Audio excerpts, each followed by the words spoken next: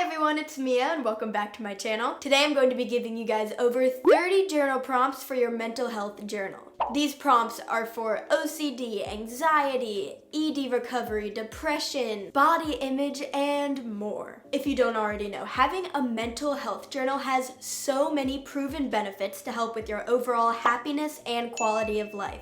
If you're skeptical and wondering if having a mental health journal really does help, then go to the link in the description because there's a very good article with a bunch of facts about mental health and journaling. Okay, let's get started. Number 1 is a feelings dump.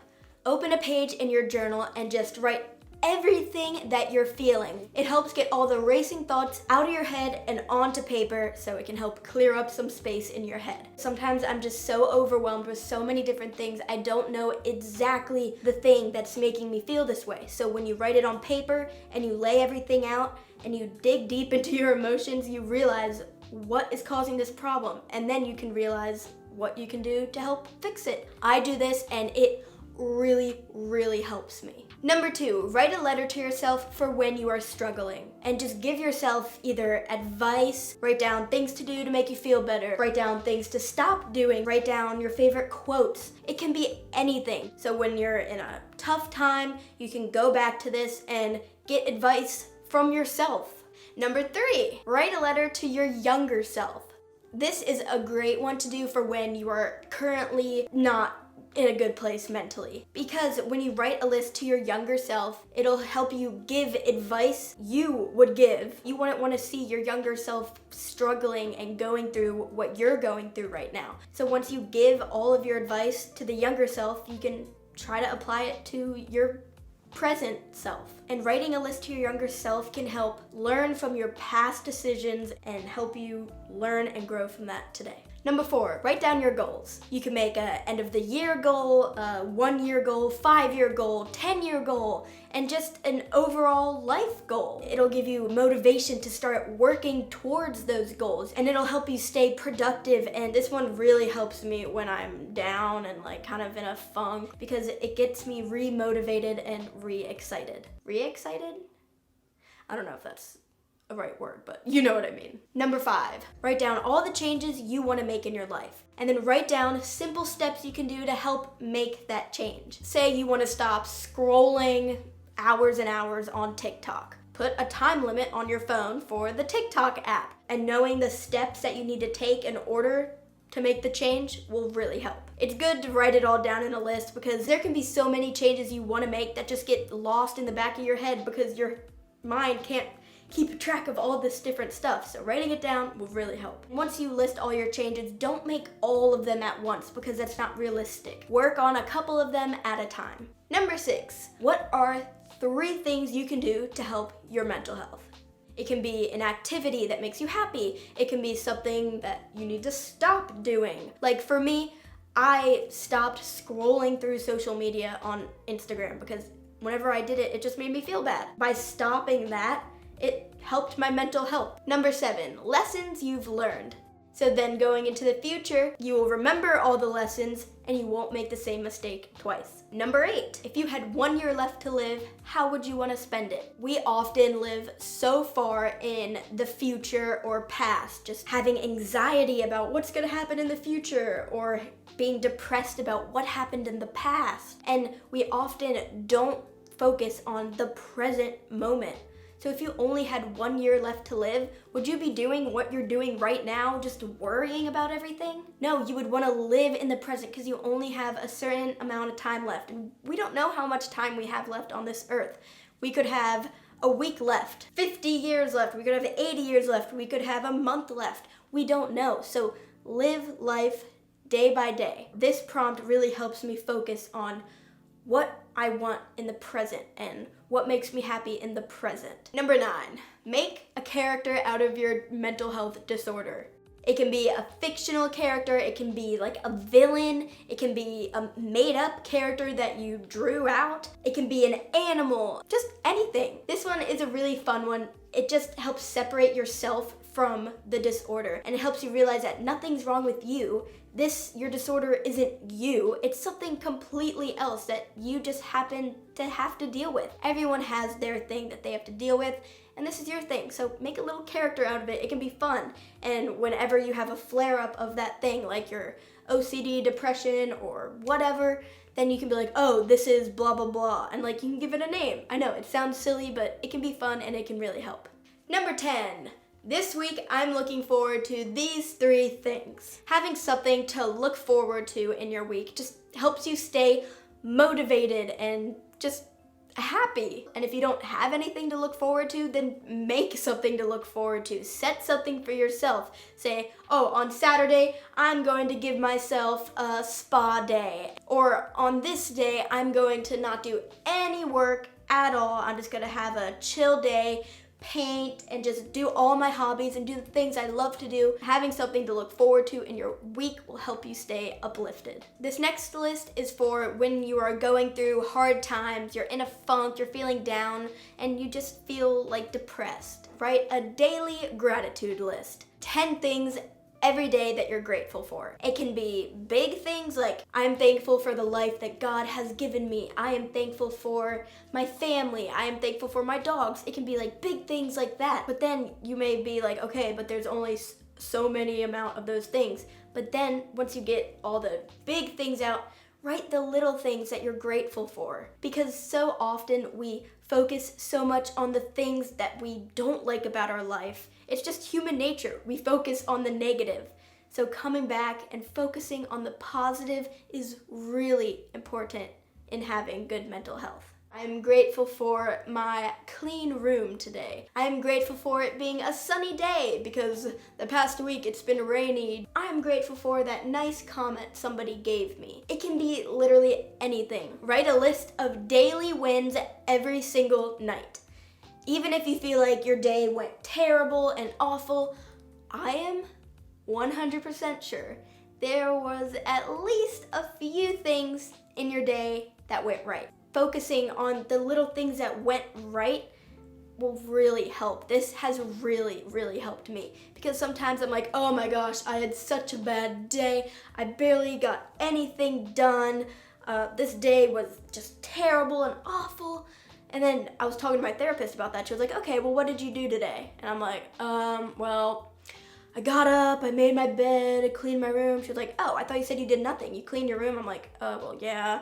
And I was like, well, then painted because I'm painting something for my grandma. Oh, you painted? I thought you said you did nothing. And then you start to realize, like, you actually got a lot done and you had a lot of wins in the day. You're just so focused on the negative things. So this one and the gratitude list is so important and has really, really helped me tremendously. Write a list of fun things that you can do when you're having a bad day. If you're having a bad day, make a Christmas list. Christmas is coming up, and just thinking about Christmas can get you excited and get you just not thinking about the hard times you're in right now. You can also make a list of things to get other people, or say playing a board game with your family, or playing fetch with your dog makes you happy. Then write that down, and when you're having a bad day, do the things on that list. If I only did this one thing today, I'd be satisfied, and I'd call it a productive day. Because when you're down and depressed, you just don't have any motivation to do anything. And we often set so many goals for ourselves. Like, I'm gonna get this done, this done, this done, and this done, and this done. And if I don't, then my day was terrible.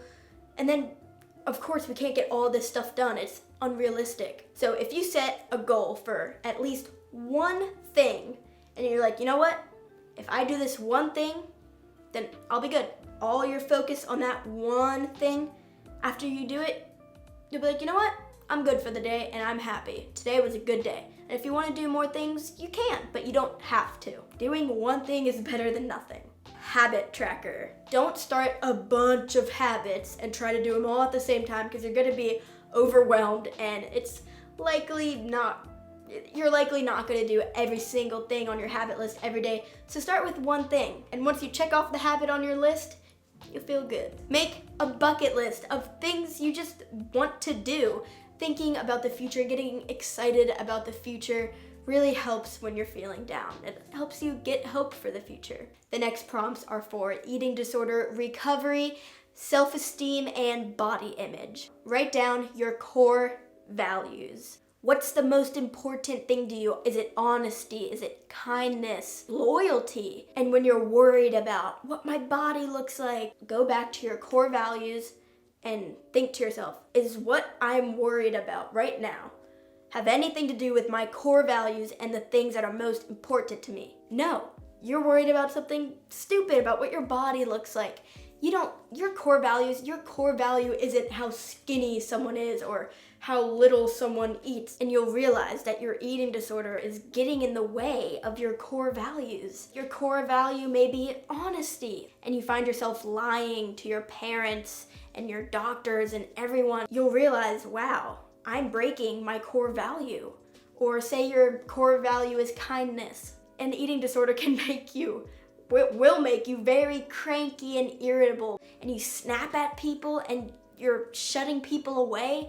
You'll realize, wow, I'm not being kind to people. And it's not because I'm not a kind person, it's just because that's what happens when you don't eat. So when you realize your core values, it might help you just realize what you're worried about is dumb, right? A pro and cons about your eating disorder. This one really helped me. Let me give an example. Pros in keeping the eating disorder.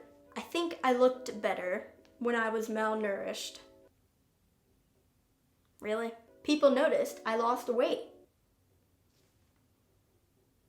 Okay, why is that a pro? I don't know. Those were the only 2 pros I had. Now here are the cons. I was tired 24/7, always cold, always hungry, thinking about food and my next meal 24/7. Never had a minute in my day where I wasn't thinking about food. The hours spent counting calories and deciding what to eat. Depressed and crying all the time. Always in a bad mood. My teeth are sensitive and rotting. Yeah, that happens. I lost my period, so in the future, if I kept this up, I would not be able to have kids or a family. I would have no husband. You gotta love yourself before you can love somebody else. Wishing my time away. I would wish my time away. Oh, I wish it was nighttime so I could just go to sleep and not have to eat dinner. That is so bad. I still hated my body. Life-threatening. You could literally die. It brought me so much pain for what, 2 petty, stupid pros that weren't really pros? This one's probably one of the ones that have helped me the most. What if? What if I didn't care about what my body looked like? What if I didn't count every single calorie I ate? What if I didn't have an eating disorder? What if I was confident in myself? What would my life be like? How much more positive would it be? Reappraisals. A reappraisal is getting your initial negative thought and rephrasing it and remaking it into a positive one. Here is a reappraisal. If I don't eat when I'm hungry, I'll get skinnier. So that was the original thought, and here's the reappraisal. If I don't eat when I'm hungry, I'll be miserable, and I'll be thinking about food all day long. I'll be tired and won't get the things done I want to do to get me closer to my life goals. I will be miserable if I let food control me, so don't let food control me. Here's another one. I ate too much. The reappraisal is, I was hungry, so I ate till I wasn't. That's what you're supposed to do. I'm just not used to it because I was starving my body from the nutrients it needs. Food is fuel. So, there's a couple examples of a reappraisal. Make a pie chart, how you spend your time, and then create a list of how you want to spend your time. And it'll help you in the day realize, oh, I'm spending too much time on this stupid thing that I should really be working on this other thing, or I should really be doing this other thing. For me, 7 hours out of the day, I was doing something related to my eating disorder. Either weighing my food, trying to look up how many calories it was, just thinking about food, I spent so much time in my day. That's not how I wanted it to be. Because that took up so much time, I barely hung out with my family. I barely filmed any videos. I barely played with my dogs. I barely did any of the things that I value. So making a list of how you spend your time versus how you want to spend your time will help you start to change that. Write a list of things your eating disorder or a negative body image has taken from you. It can be not going to the pool with your friends because you don't want to wear a bathing suit. And when you realize all of the things it has taken away from your life to make your life just less, then it'll help you realize that I think you guys get my point. I've been filming this video for over an hour. My brain is shutting off. The last one is one of the ones that has helped me more than anything. Right? Why do you care about what your body looks like? The first time I did this, it was like an eye-opening experience. It was like, yeah, why do I care? I don't know, I just do. And then when I wrote the reasons why I do care, I realized it goes against my core values and it goes against everything I stand for. And it's so petty and self-absorbed and selfish, and it'll help you get to the root of the problem.